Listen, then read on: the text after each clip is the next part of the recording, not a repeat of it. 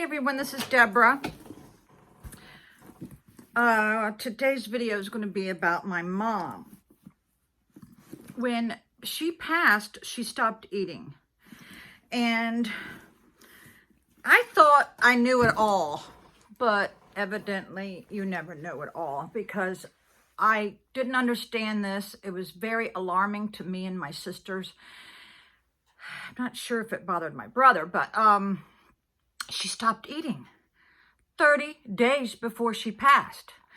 I remember I gave her her last spoonful of soup, and she kept going like this, and I just couldn't understand it. And I did some research, and a lot of people just before they're leaving this world, they don't want to eat. Now, I was thinking, how long is she going to live? Well, like I said, she lived for another month. I found that just very, very unbelievable. But this is a common thing when people are at the end of their life. And I remember putting cold compresses on her head over and over and over again, and her nursing home room was full of all of the people that love her. I could not bear to see my mother pass because in the last 10 or 15 years of her life, we became very close. Before that, we were not that close. I always looked at her as like an enemy, if you know what I mean. We were always butting heads.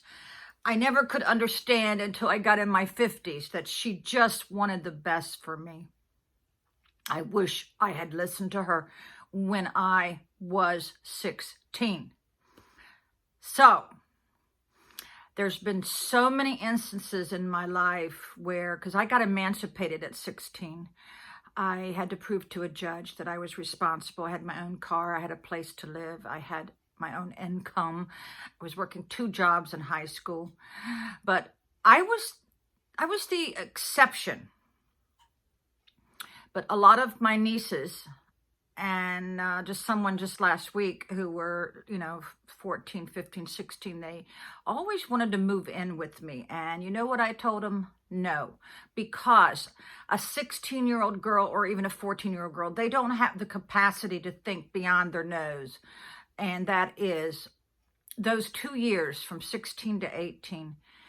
You really want to be with your mom. And I'm going to tell you why. Because once you get out of that house and you start finding out what the real world is like, you'll wish you were back there. And I missed out on those 2 years that I could have sat around the table and listened to my mom and dad.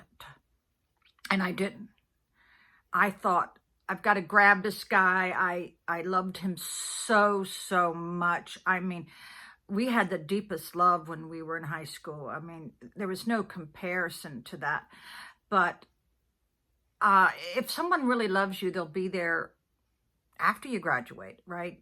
So, yeah, I wish that young girls could realize that those 2 years with your parents is so important, because I feel like I've missed out. I do.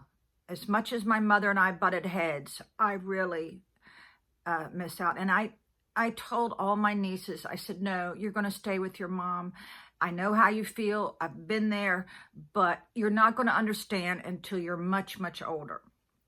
So, yeah, in those years, I can't get back, because once your parents are gone, they're gone forever, and just the thought of being able to hold their hand or to take a walk with them is so important. And just like my son, he only calls me like once a month. That's very, very difficult for me to understand, because we were very close when he was growing up. So I am going to get after him. I'm going to get after him. I know he's got a whole new life in Florida, but still, he has a mom.